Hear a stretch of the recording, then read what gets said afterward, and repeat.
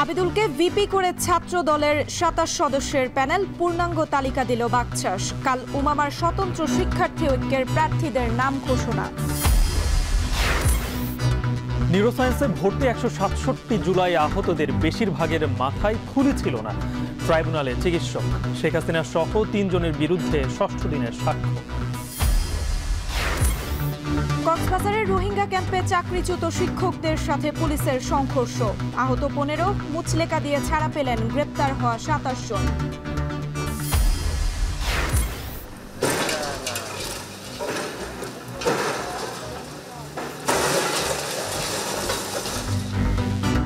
গুড়িয়ে দেয়া হলো বুড়িগঙ্গার তীরে নসরুল হামিদের অবৈধ বাংলো বাড়ি।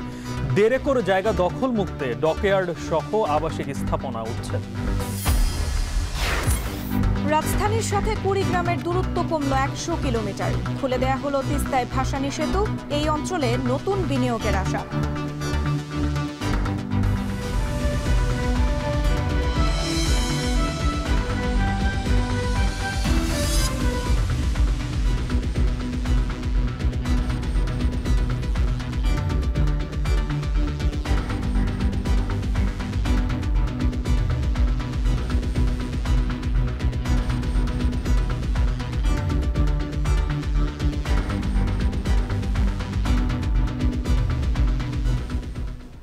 শুনছিলেন শিরোনাম। স্বাগত এখন সন্ধ্যায়। পুরো আয়োজন জুড়ে সঙ্গে আছি আমরা দুজন। আমি সুমাইয়া রাত্রি।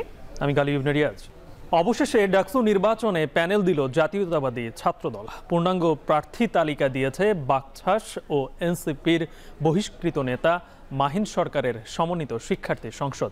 তবে উমামা ফাতেমার নেতৃত্বাধীন স্বতন্ত্র শিক্ষার্থী ঐক্য প্যানেল ঘোষণা করবে কাল। এদিকে নির্ধারিত সময় ডাকসুর ২৮ পদে লড়তে ফর্ম জমা দিয়েছেন ৫০৯ জন। ফরহাদ বিন নূরের প্রতিবেদনে বিস্তারিত। ছাত্র শিবির বামজোট আগেই প্যানেল ঘোষণা করেছে। শীর্ষ পদের নাম জানিয়েছিল বাকছাস। অপেক্ষা ছিল ছাত্র দলের হয়ে কারা লড়তে যাচ্ছেন ডাকসুতে। অবশেষে মনোনয়ন জমা দেওয়ার শেষ দিনে ২৭ সদস্যের প্যানেল দিল ঢাকা বিশ্ববিদ্যালয়ের অন্যতম এই ছাত্র সংগঠনটি। জুলাই আহত শিক্ষার্থী সঞ্জিদা আহমেদ তন্নির সম্মানে গবেষণা ও প্রকাশনা সম্পাদক পদে প্রার্থী দেয়নি তারা। ছাত্র সমাজের প্রত্যাশা অনুযায়ী আমরা তুলনামূলক জুনিয়র এবং ছাত্র সমাজের পরিচিত মুখ এবং জনপ্রিয় নেতৃত্বকে বাছাই করেছি। ডাকসুর সহসভাপতি হিসাবে ছাত্রদল মোহাম্মদ আবিদুল ইসলাম খানকে মনোনীত করেছে। ডাকসুর জিএস সাধারণ সম্পাদক হিসাবে শেখ তানভীর বাড়ি হামিমকে নির্বাচিত করেছে। এজিএস পদে তানভীর আল হাদি মায়েতকে ছাত্রদল মনোনীত করেছে। ভিপি প্রার্থী আবিদুল ইসলাম খান বলেন, এবারের ডাকসু নির্বাচনের মধ্য দিয়ে একটি গণতান্ত্রিক বাংলাদেশ গড়ার যাত্রা শুরু হলো। সব চ্যালেঞ্জ মোকাবেলা করে বিজয়ী হবার প্রত্যাশা তার। একটি গণতান্ত্রিক বাংলাদেশ বিনির্মাণের সূচনা শুরু হয়েছে। আমি আনন্দিত নই, তবে চ্যালেঞ্জ মোকাবেলা করার জন্য মানসিকভাবে সর্বোচ্চ প্রস্তুত ইনশাআল্লাহ। এদিকে বিকেলের শীর্ষ পদের পর এবার গণতান্ত্রিক ছাত্র সংসদের বৈষম্য বিরোধী শিক্ষার্থী সংসদ প্যানেল দেয়। ছাত্রদলের জিএস প্রার্থী নির্বাচনের আচরণবিধি লঙ্ঘন করেছে বলে অভিযোগ করেছে সংগঠনটি। ইতিমধ্যে ছাত্রদলের জিএস যিনি আজকে পদপ্রার্থী হয়েছেন তিনি লঙ্ঘন করেছেন। তিনি সে আচরণবিধি লঙ্ঘন করেছেন। সে আচরণবিধি লঙ্ঘনের ফুটেজ ফেসবুকে ছেড়েছেন। আপনারা দেখবেন উনি যখন মনোনয়ন কিনতে আসেন তখন উনি স্লোগান নিয়ে মুহুর্মুহু স্লোগান নিয়ে এই প্রবেশ করেন আমাদের সিনেট ভবনে এবং সেখানে ওনার নাম বাই নেম স্লোগান দেয়। ফর্ম জমা দিয়েছে ছাত্র অধিকার। একটি সুষ্ঠু ছাত্র সংসদ নির্বাচন অনুষ্ঠানে আশা প্রকাশ করেন তিনি। বিশ্ববিদ্যালয়ের শিক্ষার্থীদের আরেকটা যে বৃহৎ সমস্যা সেটি হচ্ছে বিশ্ববিদ্যালয়ের শিক্ষার্থীদের পুষ্টিসম্মত খাবারের সমস্যা। ভর্তুকি দিয়ে হলেও তাদের জন্য পুষ্টিসম্মত খাবারের ব্যবস্থা করা হয়। আপনার সেটার জন্য কাজ। ডাকসু নির্বাচনের যৌথ প্যানেল ঘোষণা করেছে ৩টি বামপন্থী ছাত্র সংগঠন।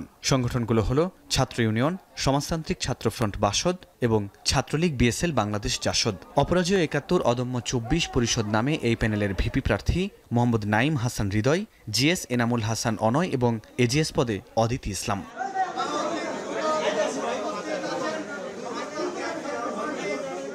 তবে উমামা ফাতিমার নেতৃত্বাধীন স্বতন্ত্র শিক্ষার্থী ঐক্য এখনও প্যানেল ঘোষণা করেনি। উমামা জানান, বৃহস্পতিবার ঘোষণা করা হবে তার প্যানেল। এদিকে এনসিপি থেকে সদ্য বহিষ্কৃত মাহিন সরকার সমন্বিত শিক্ষার্থী সংসদ নামে 25 জনের প্যানেল দিয়েছে, যেখানে জিএস পদে লড়বেন নিজেই আর ভিপি পদে লড়বেন জামাল উদ্দিন খালিদ। আমাদের প্যানেলের নামটি আমরা যেহেতু ডিসাইড করেছি এবং প্যানেলের মোটো ডিসাইড করেছি, সেটা আমরা মিডিয়ার সামনে বলেছি। আগামীকালকে বিস্তারিত বিষয়গুলো আমরা একদম এবারের ডাকসুতে 28টি পদে 658টি ফর্ম বিক্রি হলেও জমা পড়েছে 509টি। আমরা আমাদের প্যানেলের পক্ষ থেকে বলতে চাই, আমরা যদি নির্বাচিত হতে পারি, কোনো অবাস্তব কিংবা অলৌকিক ইশতেহার আমরা দেব না।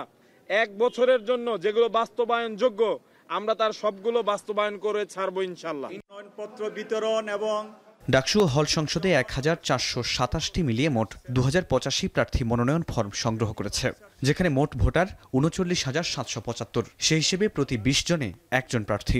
658টি। ফরহাদ বিন নূর, এখন, ঢাকা। জুলাই আন্দোলন চলাকালে নিউরোসায়েন্সে ভর্তি 167 আহতের বেশিরভাগের মাথায় খুলি ছিল না বলে ট্রাইব্যুনালে সাক্ষ্য দিলেন হাসপাতালটির এক সহযোগী অধ্যাপক। সকালে আন্তর্জাতিক অপরাধ ট্রাইব্যুনাল 1-এ সে সময় ভয়াবহতা তুলে ধরেন তিনি।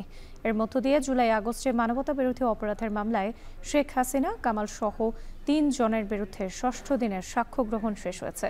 আগামী 2 সপ্তাহের মধ্যে রাজসাক্ষী হিসেবে সাক্ষ্য দেবেন সাবেক আইজিপি আব্দুল আল মামুন। বিস্তারিত জানাচ্ছেন রকিবুল রাহাত। মানবতাবিরোধী অপরাধের মামলায় সাবেক প্রধানমন্ত্রী শেখ হাসিনা সহ 3 জনের বিরুদ্ধে 6ষ্ঠ দিনের সাক্ষ্য গ্রহণে 13তম ব্যক্তি হিসেবে সাক্ষ্য দেন নিউরোসায়েন্সেস হাসপাতালের সহযোগী অধ্যাপক। আদালতে তিনি জানান, 16 জুলাইয়ের পর থেকে মাথা বুকে গুলিবিদ্ধ 5 শতাধিক রোগীর চিকিৎসা দেন তারা।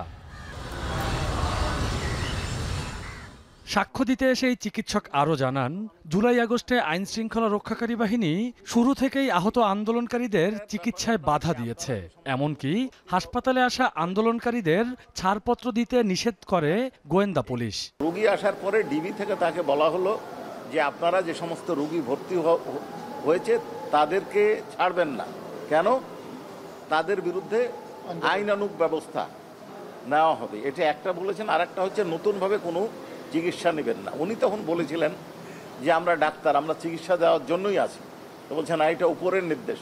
এদিকে 2 সপ্তাহের মধ্যেই রাজসাক্ষী হিসেবে সাবেক আইজিপির সাক্ষ্য গ্রহণ করবে ট্রাইব্যুনাল। যে আশা করছি যে আমরা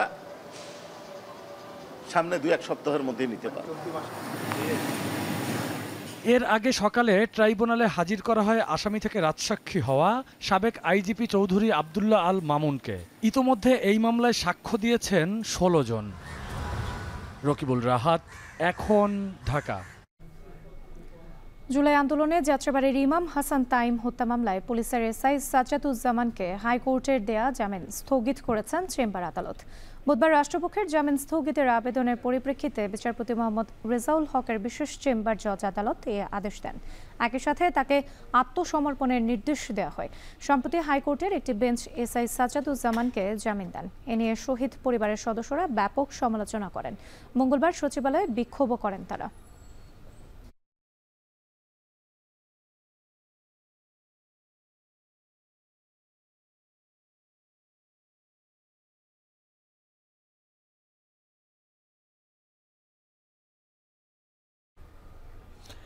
একুশে আগস্ট গ্রেনেড হামলা মামলায় বিএনপির ভারপ্রাপ্ত চেয়ারম্যান তারেক রহমান সহ সব আসামির খালাসের রায়ের বিরুদ্ধে করা আপিলের 4র্থ দিনের শুনানি শেষ হয়েছে। পরবর্তী শুনানি আগামীকাল। 4র্থ দিনের শুনানিতে আসামি পক্ষের আইনজীবী এস.এম. শাহজাহান বলেন, কোনো তথ্য প্রমাণ ছাড়াই যেভাবে আসামিদের বিরুদ্ধে দণ্ড ঘোষণা করা হয়েছে তা নজিরবিহীন। আইনজীবী মুফতি হান্নানের স্বীকারোক্তিমূলক জবানবন্দি ছাড়া রাষ্ট্রপক্ষের কাছে আর কোনো প্রমাণ নেই। ওই জবানবন্দিও পরবর্তী সময়ে হান্নান অস্বীকার করেছেন। বৃহস্পতিবারও এই মামলাটি আপিল বিভাগের কার্যতালিকার শুরুতেই থাকবে। 2018 সালের 10 অক্টোবর হামলা মামলায় তারেক রহমান সহ 19 জনকে যাবজ্জীবন সাজা দেয় বিচারিক আদালত। ওই রায়ে সাবেক স্বরাষ্ট্র প্রতিমন্ত্রী লুৎফুজ্জামান বাবর সহ 19 জনকে দেয়া হয় মৃত্যুদণ্ডের সাজা। গত বছর 5 আগস্ট সরকার পরিবর্তনের পর গেল 1 ডিসেম্বর এই মামলায় সব আসামিকে খালাস দিয়ে রায় দেয় হাইকোর্ট। পূর্ণাঙ্গ রায় প্রকাশের পর ওই রায়ের বিরুদ্ধে আপিল করে রাষ্ট্রপক্ষ। সাক্ষ্য ছাড়া, এভিডেন্স ছাড়া, আলামত ছাড়া, প্রমাণ ছাড়া মানুষকে ফাঁসি দেওয়া হয়। এবং একটা ঘটনার জন্য 2টা মামলা আপনারা জেনেছেন, একটা হলো এক্সপ্লোসিভ সাবস্টেন্স অ্যাক্টে, আরেকটা পেনাল কোর্টে। 2টা মামলায় অনেক আমাদের আসামি আছে যাদেরকে 2 মামলায় সাজা দেওয়া হয়েছে। আমরা মাননীয় আদালতের কাছে আমরা করজোড়ে প্রার্থনার মাধ্যমে আমরা বলেছি যে এইরকম অবিচার শুধু বাংলাদেশে কেন, আমাদের পার্শ্ববর্তী এই সাবকন্টিনেন্টে কোনো দেশে এভিডেন্স ছাড়া এইভাবে কোনো মামলা সাজা দেওয়া হয়েছে কিনা আমার জানা নাই। কক্সবাজারের রুখিয়ায় চাকরিচ্যুত স্বেচ্ছাসেবী শিক্ষকদের আন্দোলনে উত্তপ্ত রোহিঙ্গা ক্যাম্প এলাকা। আন্দোলনকারীদের উপর পুলিশের লাঠিচার্জ ও ইট পাটকেল নিক্ষেপের ঘটনায় আহত হন অন্তত 15 জন। চলে দফায় দফায় সংঘর্ষ। উত্তপ্ত পরিস্থিতির মধ্যে 27 জনকে আটক করা হলেও পরে মুচলেকার বিনিময়ে ছেড়ে দেয়া হয় তাদের। মন্তব্য সুবেদকর প্রতিবেদন আর ছবি তুলেছেন মোহাম্মদ রাসেল। কক্সবাজারের রোহিঙ্গা ক্যাম্পে চাকুরিতে পুনর্বহালের দাবিতে সড়ক অবরোধের সময় পুলিশের লাঠিচার্জ ও আটকের পর পুলিশ ও আন্দোলনকারীদের পাল্টা অবস্থানে উত্তপ্ত হয়ে ওঠে পরিবেশ। বৃহস্পতিবার দুপুরে উখিয়া থানার সামনে আটক 27 জন স্বেচ্ছাসেবীর নিঃশর্ত মুক্তি ও উখিয়া থানার ওসি আরিফ হোসেনকে প্রত্যাহারের দাবিতে বিক্ষোভ করেন আন্দোলনকারীরা। বিকেল 3:30টার দিকে পুলিশকে লক্ষ্য করে ইটপাটকেল নিক্ষেপ করা হয়। জবাবে পুলিশ লাঠিচার্জ করে আন্দোলনকারীদের ছত্রভঙ্গ করে দেয়। প্রায় 5 থেকে 7 মিনিট ধরে চলে সংঘর্ষ। বিকেল 4:45টার দিকে মুচলেকার বিনিময়ে মুক্তি পান আটক 27 জন। রাস্তা মাথায় আমরা দাঁড়াইছি, ওখান থেকে প্রায় আপনার 7 জন টিচারকে আর ওসি ভাই কি করছে, ওদেরকে নির্মল ভাবে পেটের মধ্যে আঘাত করছে। একটা পুরুষ কখনো একটা মেয়ের গায়ে হাত তোলার ও আইনের মানুষের কোনো তো রাইট নাই। মানুষের বিরুদ্ধে তো আমরা কিছু করি নাই। আমাদের দাবি আমাদের এনজিওর উপর। গত জুনে তহবিল সংকটের কথা বলে বিভিন্ন লার্নিং সেন্টারের 1179 জন শিক্ষককে চাকরি থেকে বাদ দেয়া হয়। আন্দোলনকারীদের দাবি চাকরি ফিরে না পাওয়া পর্যন্ত আন্দোলন চলবে। অন্যদিকে আইন শৃঙ্খলা বাহিনী বলছে নিরাপত্তার স্বার্থে কোনো ধরনের বিশৃঙ্খলা সহ্য করা হবে না। আন্তর্জাতিক সংস্থা, অনেক সংস্থার এখানে অনেক কর্মকর্তা এখানে কাজ করেন, তাদের নিরাপত্তার স্বার্থে জনদুর্ভোগ লাগবে। আমরা যারা সড়ক অবরোধ করেছে, গাড়ি বাধাগ্রস্ত করেছে, তাদেরকে হেফাজতে নিই। আমরা সর্বমোট 27 জনকে হেফাজতে নিয়েছিলাম। আগামী 25 তারিখ পর্যন্ত তারা কোনো রকম বিশৃঙ্খলা করবে না, এরকম শর্তে তাদেরকে আমরা মুচলেকা নিয়ে জিম্মায় দিই। এখানে নেতৃবৃন্দ আসছেন। এখন আইন শৃঙ্খলা পরিস্থিতি স্বাভাবিক আছে। 2 দফা লাঠিচার্জ ও সংঘর্ষের ঘটনায় অন্তত 15 জন আহত হন। এর মধ্যে 2 জনকে কক্সবাজার সদর হাসপাতালে এবং 4 জনকে উখিয়া উপজেলা স্বাস্থ্য কমপ্লেক্সে ভর্তি করা হয়। এখন কক্সবাজার। নদীর জায়গায় অবৈধভাবে নির্মাণ করায় সাবেক বিদ্যুৎ প্রতিমন্ত্রী নসরুল হামিদের বাংলো বাড়ি উচ্ছেদ করেছে বাংলাদেশ অভ্যন্তরীণ নৌপরিবহন কর্তৃপক্ষ। এছাড়াও দক্ষিণ কেরানীগঞ্জের কাটোরাইল মৌজা এলাকায় বুড়িগঙ্গা তীরে বেশ কয়েকটি অবৈধ স্থাপনা উচ্ছেদ করা হয়। নদীর জায়গা দখলমুক্ত করতে এ ধরনের অভিযান অব্যাহত থাকবে বলে জানিয়েছে সংস্থাটি।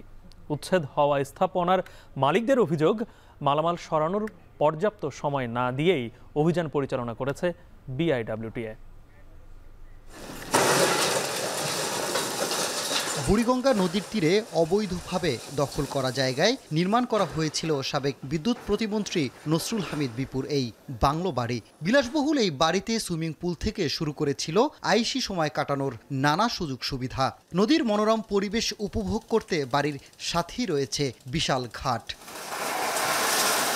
5 আগস্টের পর রাজনৈতিক পট পরিবর্তনে নদীর এসব বেদখল জায়গা দখল মুক্ত করতে অভিযান পরিচালনা করে বাংলাদেশ অভ্যন্তরীণ নদী বন্দর কর্তৃপক্ষ। বুধবার বুড়িগঙ্গা তীরভূমিতে গড়ে ওঠা অবৈধ স্থাপনা উচ্ছেদ শুরু করে বিআইডব্লিউটিএ। কেরানীগঞ্জে কাটোরাইল মৌজা থেকে শুরু হয় এই উচ্ছেদ অভিযান, যেখানে 1 থেকে প্রায় 1.5 একর জায়গা দখল করে গড়ে ওঠা ডকইয়ার্ড সহ বেশ কিছু আবাসিক অবৈধ স্থাপনা উচ্ছেদ করা হয়। গতকালকে আপনার এই মাইকিং করছে যে পিলারের পিছনে যত অংশ আছে স্থাপনা বাই তারা ভাঙচুর করবো আর সরাই নিতে গেছে। আমাদেরকে 1 মাস বা 2 মাস 3 মাস টাইম দিলে তাহলে আমরা এগুলি নিজের ইয়েতে আমরা সরা লাইতাম বা আমাদের কাগজপত্র দেখা। কর্মকর্তারা জানান 2009 সালে জনস্বার্থে দায়ের করা এক রিটের আদেশে নদীর জায়গা দখল করে গড়ে ওঠা স্থাপনা উচ্ছেদের নির্দেশ দেন হাইকোর্ট। এই ধারাবাহিকতায় সীমানা পিলারের অভ্যন্তরে থাকা সব ধরনের অবৈধ স্থাপনা পর্যায়ক্রমে উচ্ছেদ করা হবে। সাবেক সরকারের একজন মন্ত্রী, বিদ্যুৎ মন্ত্রী, উনি এখানে আমাদের নদীর জায়গা দখল করে আমাদের বেশ কিছু আমাদের দোতলা একটা বাংলো বাড়ি তৈরি করেছে, যেটি অবৈধভাবে করেছে। দখলদার যত শক্তিশালী হোক তাদেরকে আমরা উচ্ছেদ অভিযান মাধ্যমে আমরা তাদেরকে উচ্ছেদ করব। জায়গা দখলমুক্ত করে নদী রক্ষায় বিভিন্ন পরিকল্পনার কথাও জানায় BIWTA। উচ্ছেদ অভিযান নির্বিঘ্নে করতে সতর্ক অবস্থানে ছিল আইন শৃঙ্খলা রক্ষাকারী বাহিনী। পেছনে যে ভাঙা বাড়িটি দেখা যাচ্ছে সেটি সাবেক বিদ্যুৎ প্রতিমন্ত্রী নজরুল হামিদ বিপুর বাংলো বাড়ি, যেটি পুরোটাই নদীর জায়গা দখল করে নির্মাণ করা হয়েছিল। BIWTA এর এমন উচ্ছেদ অভিযান প্রায় দেখা যায়, তবে উচ্ছেদ অভিযান শেষে পুনরায় অবৈধ স্থাপনা গড়ে ওঠার উদাহরণ আছে অনেক। কবে দখলদারদের থেকে স্থায়ীভাবে মুক্তি পাবে দেশের নদী, নাকি কেবলমাত্র উচ্ছেদের নামেই সীমাবদ্ধ থাকবে এই অভিযান, সেটাই এখন প্রশ্ন। সানিম মৃধা, এখন, ঢাকা। প্রধান উপদেষ্টা ডক্টর মোহাম্মদ ইউনূস বলেছেন, দক্ষ ও কর্মক্ষম প্রজন্ম গঠন করতে না পারলে জাতীয় উন্নয়ন সম্ভব নয়। সকালে তেজগাঁয়ে প্রধান উপদেষ্টার কার্যালয়ে সংক্রামক রোগ প্রতিরোধ ও নিয়ন্ত্রণে যৌথ ঘোষণাপত্র স্বাক্ষর অনুষ্ঠানে এই কথা বলেন তিনি। অনুষ্ঠানে অসংক্রামক রোগ প্রতিরোধে চিকিৎসা ব্যবস্থা উন্নত এবং কার্যকর নিয়ন্ত্রণ ব্যবস্থা গড়ে তোলার তাগিদ দেন ডক্টর ইউনূস। বিস্তারিত জানাচ্ছেন দেলাওয়ার দোলন। বাংলাদেশে মৃত্যুর শতকরা ৭১% ঘটে অসংক্রামক রোগে। এর মধ্যে ৫১% মানুষের মৃত্যু হয় ৭০ বছরের নিচে, যা অকাল মৃত্যু হিসেবে বিবেচনা হয়। নাগরিকদের ব্যক্তিগত চিকিৎসা ব্যয়ের ৬৯% বেশি ব্যয় হয় অসংক্রামক রোগে। বাংলাদেশের ইতিহাসে এই রাজধানীর তেজগাঁয়ের প্রধান উপদেষ্টার কার্যালয়ে ডক্টর মোহাম্মদ ইউনূসের উপস্থিতিতে অসংক্রামক রোগ প্রতিরোধ ও নিয়ন্ত্রণে ৩৫টি মন্ত্রণালয়ের যৌথ ঘোষণাপত্র স্বাক্ষর অনুষ্ঠানে এসব বিষয় উঠে আসে।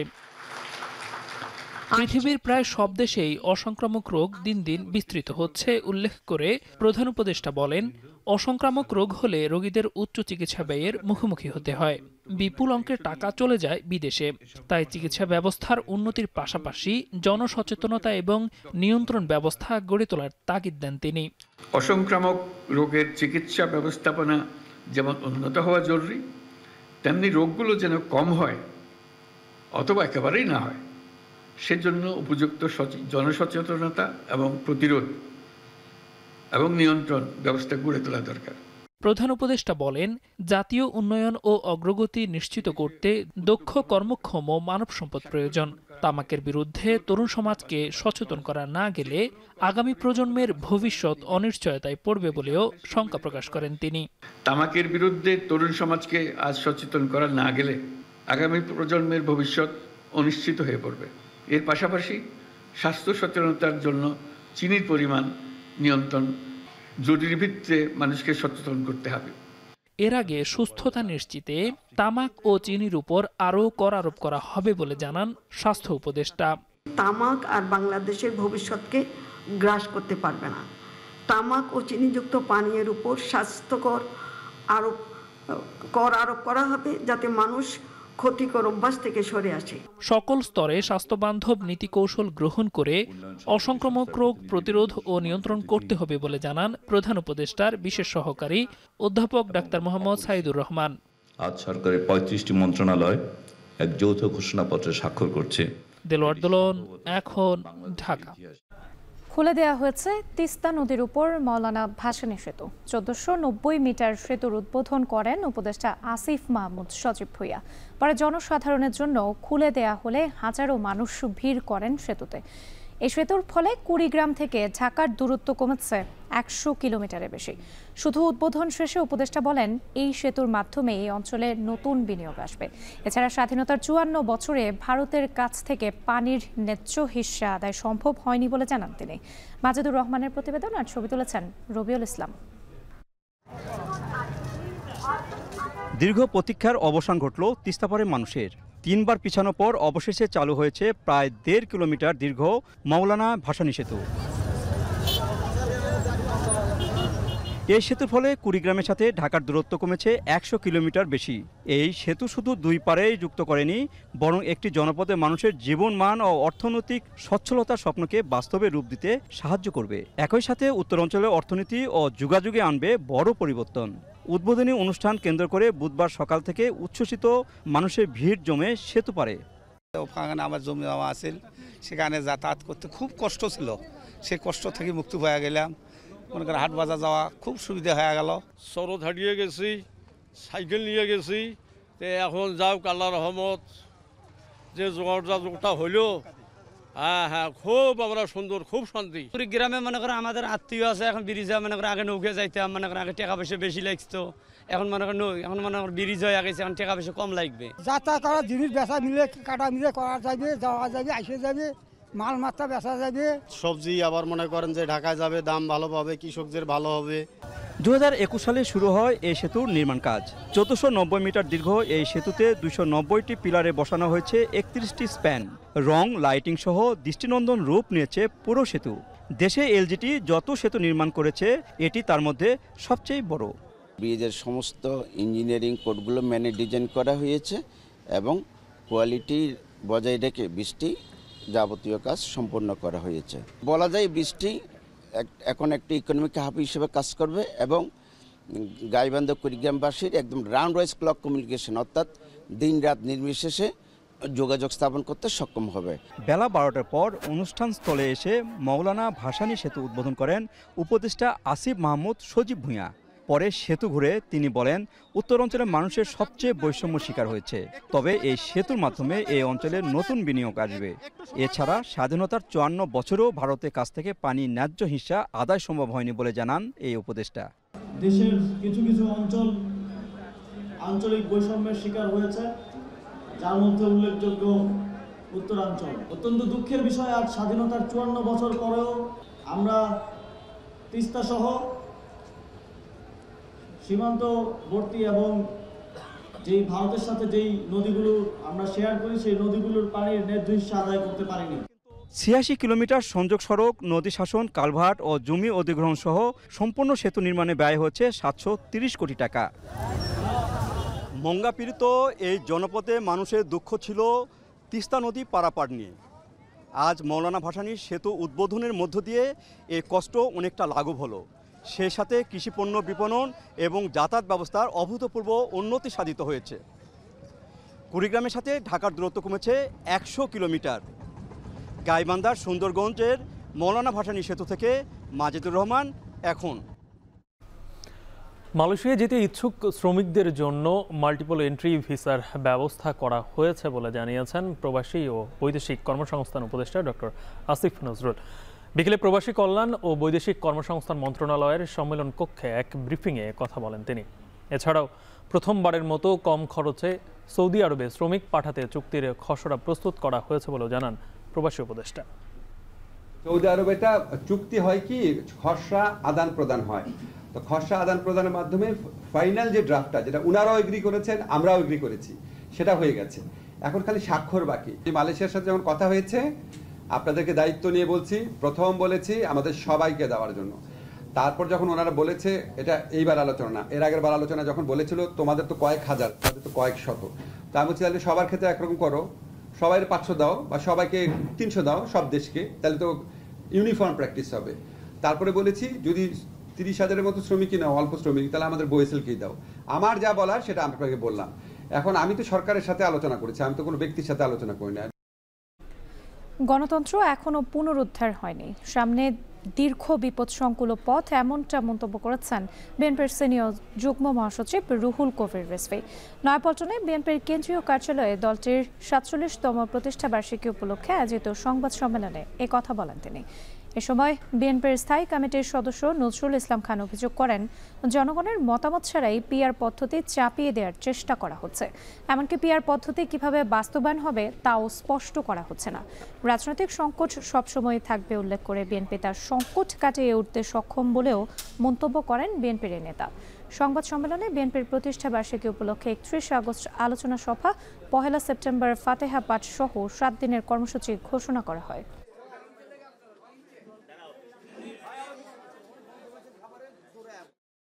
জনগণের কাছে কেউ এই বিষয়টা পরিষ্কার করে নাই, অথচ জনগণের উপর আমরা চাপিয়ে দিতে চাচ্ছি একটা নতুন পদ্ধতি যে সম্পর্কে তাদের কোনো ধারণা দেওয়া হচ্ছে না। এটাই হলো প্রশ্ন আমাদের কাছে। আপনার পিআরের পক্ষে বা বিপক্ষে এটা বলার তো সময়ই আসে না এখনো। এর চেয়ে অনেক বড় সংকট আমরা অতিক্রম করেছি, কাজেই সংকট অতিক্রম করা সম্ভব হবে আর কিন্তু সংকট যে নাই এ কথা বলা তো ভুল হবে। আগামী সংসদ নির্বাচনে উচ্চ কক্ষে পিআর পদ্ধতি না রাখা হলে নিম্নকক্ষের অন্তত 100 আসনে এই পদ্ধতি চায় এবি পার্টি। এমনটাই জানিয়েছেন দলটির চেয়ারম্যান মুজিবুর রহমান মঞ্জু। বলেন, শঙ্কা থাকলেও আগামী ফেব্রুয়ারিতেই ভোট আয়োজন সম্ভব। বিকেলে প্রধান নির্বাচন কমিশনারের সাথে সাক্ষাৎ করে নির্বাচনে পিআর পদ্ধতি সহ 9টি বিষয়ে প্রস্তাব দেয় এবি পার্টি। এছাড়াও প্রবাসীদের ভোট দেওয়ার সুযোগ নিশ্চিত, ভোট কেন্দ্র সংস্কার সহ তরুণ ভোটারদের সম্পৃক্তের দাবি জানায় দলটি। এ সময় নির্বাচনী সহিংসতা রোধে আইন শৃঙ্খলা বাহিনীর সাথে স্বেচ্ছাসেবক হিসেবে ভোটার নয় এমন স্কুল পড়ুয়া শিক্ষার্থীদের নিয়োগের সুপারিশ করা হয়। ভোট কেন্দ্রের স্বচ্ছতা নিশ্চিতে ভোট গ্রহণের ক্ষেত্রে কক্ষে না করে মাঠে কিংবা খোলামেলা জায়গায় আয়োজনের প্রস্তাব দেন তারা। স্বাধীনতা পরবর্তী নির্বাচনগুলো প্রশ্নবিদ্ধ উল্লেখ করে এবি পার্টির চেয়ারম্যান বলেন, আগামী নির্বাচন নতুন আঙ্গিকে আয়োজনের সব ধরনের প্রস্তুতি নিবে ইসি, এমনই প্রত্যাশা তাদের। আমরা যে কয়েকটা বিষয় তুলে ধরেছি 9 দফার মধ্যে, তার মধ্যে লোয়ার হাউসেও একটা মিক্স করা যায় কিনা, 200 আসনে ফার্স্ট পাস দি পোস্ট আর 100 আসনে ভোটের পিআর করা যায় কিনা। নির্বাচন কমিশন এই বিষয়টা আমাদের শুনেছেন, আমরা কনসেনসাস কমিশনকেও দিয়েছি আমাদের প্রস্তাব। বলছে ভোট হতে হবে না বা ভোট নাও হতে পারে, কারণ তাদের কনসার্নগুলো নিশ্চয় গুরুত্বপূর্ণ, যার কারণে মানুষ একটু দ্বিধা সংকোচে পড়ছে। সেজন্য আমরা ইলেকশন কমিশনকে বলছি, যারা ভোট নিয়ে শঙ্কা প্রকাশ করছে, আমরাও কিন্তু বিভিন্ন কনসার্ন বলেছি, আমরা বলছি যে কনসার্নগুলো আমরা বলছি এটা পূরণ করেই ভোট ফেব্রুয়ারিতে করা সম্ভব। শরিয়াহ ভিত্তিক 5টি ব্যাংকে একীভূতের মাধ্যমে ইসলামী ধারার বাইরে থাকা ডজন খানেক দুর্বল ব্যাংক নিয়ে একই পথে হাঁটছে কেন্দ্রীয় ব্যাংক। দ্বিতীয় ধাপে মার্জারের প্রক্রিয়ার মধ্যে বেশিরভাগই রাজনৈতিক বিবেচনায় অনুমোদন পাওয়া ব্যাংকগুলো আছে, যেগুলোর কোনোটিতে মাসের পর মাস তারল্য সহায়তা দিয়েও কোনো লাভ হচ্ছে না। কেন্দ্রীয় ব্যাংকের ধারও পরিশোধ করতে পারছে না ব্যাংকগুলো। চরম হয়রানির শিকার ব্যাংক গ্রাহকরা। দেলোয়ার দোলন জানাচ্ছেন বাকিটা। খেলাপিতে জর্জরিত শরিয়া ভিত্তিক ব্যাংকগুলোকে একীভূত করার কাজ অনেকটা এগিয়েছে। পাশাপাশি দ্বিতীয় ধাপে বেসরকারি আরও 11টি ব্যাংকের সম্পদের গুণগত মান যাচাই করছে কেন্দ্রীয় ব্যাংক। ব্যাংকগুলোর খেলাপি ঋণ, মূলধন ঘাটতি, বিভিন্ন সূচকের প্রকৃত অবস্থা পর্যালোচনা শেষে একীভূতের প্রক্রিয়ায় হাঁটছে বাংলাদেশ ব্যাংক। ডজন খানেক ব্যাংকের অবস্থা খুবই নাজুক। ধার করে টিকে থাকা কোনো ব্যাংক আগের ঋণও পরিশোধে ব্যর্থ হচ্ছে।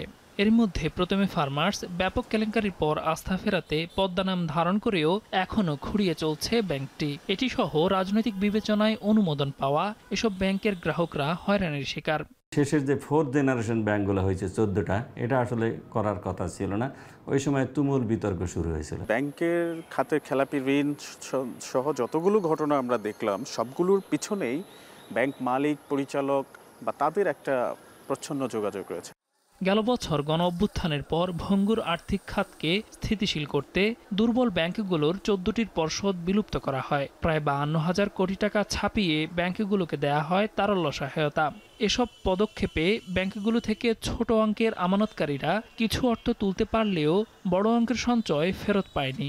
বর্তমানে প্রান্তিক কোনো শাখার কিছু দুর্বল ব্যাংক মাসে 5,000 টাকাও দিতে পারছে না গ্রাহকদের। বিগত সরকারের সহযোগিতায় কিছু শিল্পগোষ্ঠীর অযাচিত হস্তক্ষেপ, নানা অনিয়ম ও দুর্নীতির কারণে এসব ব্যাংক চরম বিপর্যয়ের মুখে পড়ে। ব্যাংকগুলোর ঋণের বড় অংশই চলে যায় খেলাপিদের হাতে। কেন্দ্রীয় ব্যাংক বলছে, শরিয়া ভিত্তিক ব্যাংকগুলোকে একীভূত করার প্রক্রিয়ার দ্বিতীয় ধাপের পদক্ষেপ হিসেবে ইসলামী ধারার বাইরে থাকা বেশ কয়েকটি ব্যাংককেও মার্জ করা হবে। প্রথমে ইনিশিয়েটিভ যেটা নেওয়া হয়েছে ইসলামী ব্যাংকগুলো, এটা হবে এর পরপরই অন্য ব্যাংকগুলোর কীভাবে সংস্কার করা যায়, সেটা মার্জার হতে পারে, অন্য কিছু হতে পারে। বিশেষজ্ঞদের মত, দেশে এত সংখ্যক ব্যাংকের প্রয়োজন নেই। দুর্বল ব্যাংক একীভূত করার প্রয়োজন ছিল বহু আগেই। ইসলামী ব্যাংকগুলোর যেহেতু এক ধারার, এটার সাথে অন্য ব্যাংকে মার্জ করার সুযোগ নাই। যেমন ন্যাশনাল ব্যাংক, এটাও খুবই দুর্বল ব্যাংক, এটার সাথে কিন্তু এটাকেও মার্জ করার কথা ছিল, কিন্তু এটাকে করে না। ওইটা একটা ভিন্ন ধারার ব্যাংক, এটাকে হয়তো ভিন্ন ধারার ব্যাংকের সাথে, এই কনভেনশনাল ব্যাংকের সাথে মার্জ করবে। এই দেশের ব্যাংকগুলোকে 40-এর ভিতরে নামায় আনা উচিত যে কোনোভাবে, পারলে আরও কম। চলতি বছরের মে মাসে দুর্বল ব্যাংক নিষ্পত্তির ক্ষেত্রে আইনি বাধা মেটাতে ব্যাংক রেজুলেশন অধ্যাদেশ 2025 জারি করে সরকার। স্বচ্ছতা ফেরাতে নেয়া কেন্দ্রীয় ব্যাংকের এসব পদক্ষেপে সহায়তা দিচ্ছে বিশ্বব্যাংক। দেলোয়ার দোলন, এখন, ঢাকা। বিমান বাংলাদেশ এয়ারলাইন্সের 10টি চাকা হারিয়ে যাওয়ার অভিযোগ উঠেছে। কর্তৃপক্ষ জানিয়েছে চাকাগুলো অন্য একটি এয়ারলাইন্সের সঙ্গে অনুমতি ছাড়াই পরিবর্তন করা হয়েছে। ইতিমধ্যেই এই ঘটনায় বিমানবন্দর থানায় একটি জিডি দায়ের করা হয়েছে। বিমানের জনসংযোগ কর্মকর্তা ABM রওশন কবির জানান, চাকাগুলো মূলত অকশনের জন্য রাখা হয়েছিল, পরে অনুমতি ছাড়া চাকাগুলো অন্য একটি এয়ারলাইন্সের সাথে পরিবর্তন করা হয়। এই ঘটনায় স্টোরের দায়িত্বে থাকা 2 জনের সম্পৃক্ততার তথ্য পাওয়া গেছে। অভিযুক্তদের বিরুদ্ধে তদন্ত চলছে এবং দোষী প্রমাণিত হলে আইনানুগ ব্যবস্থা নেওয়া হবে বলে জানান তিনি।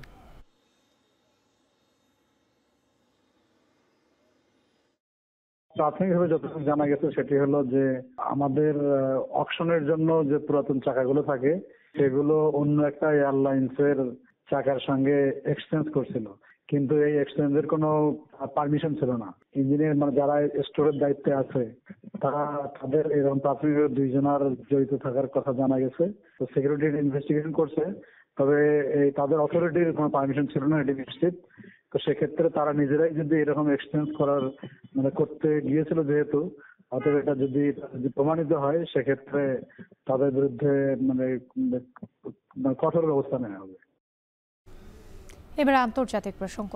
পুতিন জেলেনস্কির প্রথম বৈঠকে উপস্থিত থাকতে চান না মার্কিন প্রেসিডেন্ট ডোনাল্ড ট্রাম্প। মঙ্গলবার একটি রেডিও শোতে দেয়া এক সাক্ষাৎকারে ট্রাম্প আরও বলেন, ইউক্রেনের শান্তি ফেরাতে কিয়েভ মস্কো দ্বিপক্ষীয় বৈঠকে গুরুত্ব দেওয়া প্রয়োজন।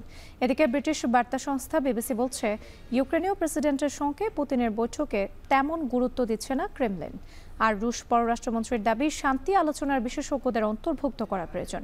সার্গেই ল্যাভরভ আরও মনে করেন, সংঘাত বন্ধের প্রক্রিয়াটি সময় সাপেক্ষ ও পর্যায়ক্রমে একটি সমাধানে পৌঁছানোর চেষ্টা করা উচিত।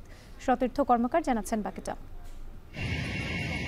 জেলেনস্কি পুতিন প্রথম বৈঠকের দিনক্ষণ আর স্থান নির্ধারণ নিয়ে যখন আলোচনা চলছে ইউরোপের নানা প্রান্তে, তখন কিয়েভের বিরুদ্ধে আরও কঠোর অভিযান চালাচ্ছে মস্কো। বুধবার ইউক্রেনের দক্ষিণাঞ্চলীয় শহর ওডেসায় বড় ধরনের ড্রোন হামলা চালিয়েছে রুশ সেনারা। হামলার লক্ষ্যবস্তু ছিল অঞ্চলটির তেল ও জ্বালানি অবকাঠামো। এছাড়াও ক্ষতিগ্রস্ত হয়েছে ইউক্রেনের সবচেয়ে বড় সমুদ্র বন্দরটি।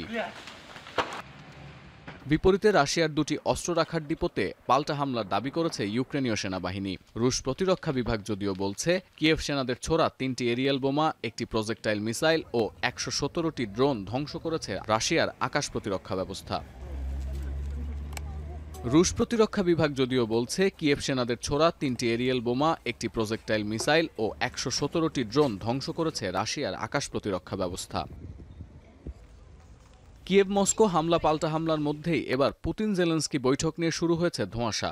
রেডিওতে দেয়া এক সাক্ষাৎকারে মার্কিন প্রেসিডেন্ট বলেছেন, প্রথম বৈঠকে তার নিজের উপস্থিতি প্রয়োজনীয় না, বরং দ্বিপক্ষীয় আলোচনার মাধ্যমে সংঘাত বন্ধের পথ খোঁজার পরামর্শ দিচ্ছেন ট্রাম্প। এর আগে মার্কিন প্রেসিডেন্ট সংশয় প্রকাশ করেন, রুশ প্রেসিডেন্ট এই চুক্তি করতে আগ্রহী নন। আরও বলেন, ইউক্রেনে শান্তি ফেরানোর বিষয়টি সহজ হবে না। এমন প্রেক্ষাপটে ব্রিটিশ বার্তা সংস্থা বিবিসির দাবি, জেলেনস্কি পুতিন বৈঠকের ব্যাপারে তেমন গুরুত্ব দিচ্ছে না ক্রেমলিন। আর রাশিয়ার পররাষ্ট্রমন্ত্রী মনে করেন, ইউক্রেনের শান্তি ফেরাতে সমঝোতা আলোচনায় বিশেষজ্ঞদের অন্তর্ভুক্ত করা প্রয়োজন। Ни от каких форм работы, ни от двусторонних, ни от трехсторонних. Президент об этом неоднократно говорил. Главное, чтобы любые форматы 1+1, 1+2. এদিকে সুইজারল্যান্ডের পর এবার পুতিন জেলেনস্কি বৈঠকের ভেন্যু হিসেবে হাঙ্গেরির নাম প্রস্তাব করা হচ্ছে। এ নিয়ে দেশটির প্রধানমন্ত্রী ভিক্টর অরবানের সঙ্গে কথা বলেছেন মার্কিন প্রেসিডেন্ট। হাঙ্গেরির রাজধানী বুদাপেস্টে এই বৈঠক আয়োজন করা হলে গ্রেপ্তার হওয়ার ভয় থাকবে না পুতিনের। রুশ প্রেসিডেন্টের বিরুদ্ধে আন্তর্জাতিক অপরাধ আদালতের পরোয়ানা থাকলেও হাঙ্গেরি হচ্ছে ইউরোপের এমন একটি দেশ যার সাথে রাশিয়ার সম্পর্ক বন্ধুত্বপূর্ণ। যদিও হাঙ্গেরিতে বৈঠকের বিষয়ে কোনো প্রতিক্রিয়া জানায়নি ইউক্রেন। সতীর্থ কর্মকার, এখন বিশ্ব। এবার খেলার খবর। প্রায় এক সপ্তাহ ধরে দলের অর্ধেক খেলোয়াড় নিয়ে অনুশীলন করছে বাংলাদেশ ফুটবল দল। তবে বসুন্ধরা কিংসের খেলোয়াড় ছাড়ার ইস্যুতে কোচ এবং দলের অধিনায়কের ভিন্ন কথা। এদিকে আসন্ন হংকং ম্যাচের আগে নেপালের খেলোয়াড়দের প্রমাণ করার বড় সুযোগ মনে করেন হাভিয়ের ক্যাব্রেরা। আরও জানাচ্ছেন শরীফ রওশন। এক সপ্তাহ ধরে খেলোয়াড় ছাড়া নিয়ে মুখোমুখি অবস্থানে দেশের জায়ান্ট ক্লাব বসুন্ধরা কিংস এবং বাংলাদেশ ফুটবল ফেডারেশন। এতদিন এই ঝামেলা মেটাতে কম চেষ্টা করেনি ফেডারেশন কর্তারা। তবে নিজেদের সিদ্ধান্তে অটল জায়ান্ট ক্লাবটি সাফ জানিয়ে দিয়েছে ৩১ আগস্টের আগে নেপালের বিপক্ষে ম্যাচের জন্য নাম থাকা খেলোয়াড়দের ছাড়বেন না তারা। এমন পরিস্থিতির মধ্যেও দলের পরিকল্পনা সাজানোয় কোনো চ্যালেঞ্জ নেই বলে জানিয়েছেন Javier Cabrera. I respect all the opinions. In order to complete the group, we have called some under-19 players, and we are happy and very positive about the way we are running the camp till now. তবে একই ইস্যুতে ভিন্ন মত দলের অধিনায়ক জামাল ভুঁইয়ার। দলের অর্ধেক খেলোয়াড় না থাকায় টিম কম্বিনেশন নিয়ে পড়তে হচ্ছে নানান সমস্যায়। যে ড্রিল নর্মালি আমরা ফুল মাঠে করি না, এগুলো আমরা করতে পারি না, কারণ নাও ইটস লাইক 5 ভার্সেস 5, কিন্তু রিয়েল গেম হচ্ছে 11 ভার্সেস 11 না। এদিকে এএফসি অনূর্ধ্ব 23 এশিয়ান কাপ বাছাই পর্বের আগে নিজেদের প্রস্তুতি সারতে বর্তমানে বাহরাইনে আছে জাতীয় দলের বেশ কয়েকজন ফুটবলার। তরুণ ফুটবলারদের দলে নিজেদের প্রমাণ করার জন্য ভালো সুযোগ আছে বলে মনে করেন দেশের এই Spanish coach. Now they have the chance to take an opportunity again. We are going to play 4 practice matches before traveling to Nepal, 2 friendly matches. National টিমের কোচের সামনে পারফর্ম করতে পারে, শো করতে পারে, সো এটা একটা পজিটিভ জিনিস। 6 এবং 9 সেপ্টেম্বর নেপালের বিপক্ষে ফিফা ফ্রেন্ডলি ম্যাচ দুটিতে এতদিন হামজা চৌধুরীকে পাওয়ার ব্যাপারে আশাবাদী ছিল ফেডারেশন। তবে শেষ পর্যন্ত তাকে ছাড়াই মাঠে নামতে হবে বলে জানান ক্যাব্রেরা। শরীফ রওশন, এখন, ঢাকা। শেষ করছে এখন সন্ধ্যা। তবে যাওয়ার আগে শিরোনামগুলো আরও একবার। আবিদুলকে ভিপি করে ছাত্রদলের 27 সদস্যের প্যানেল, পূর্ণাঙ্গ তালিকা দিল বাকছাস। কাল ওমামার স্বতন্ত্র শিক্ষার্থী ঐক্যের প্রার্থীদের নাম ঘোষণা। নিউরোসায়েন্সে ভর্তি 167 জুলাই আহতদের বেশিরভাগের মাথায় খুলি ছিল না। ট্রাইব্যুনালকে চিকিৎসক শেখ হাসিনা সহ 3 জনের বিরুদ্ধে 6ষ্ঠ দিনের সাক্ষ্য। জনগণের মতামত ছাড়াই পিআর চাপিয়ে দেওয়ার চেষ্টা চলছে, দাবি বিএনপি নেতাদের। প্রতিষ্ঠা বার্ষিকী উপলক্ষে আলোচনা সভা সহ 7 দিনের কর্মসূচি ঘোষণা।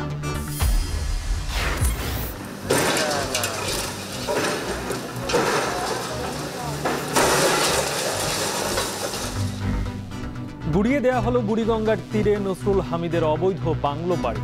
1.5 একর জায়গা দখলমুক্তে ডকইয়ার্ড সহ আবাসিক স্থাপনা উচ্ছেদ। এবং রাজধানীর সাথে কুড়িগ্রামের দূরত্ব কমল 100 কিলোমিটার। খুলে দেয়া হলো তিস্তায় ভাসানী সেতু, এই অঞ্চলে নতুন বিনিয়োগের আশা।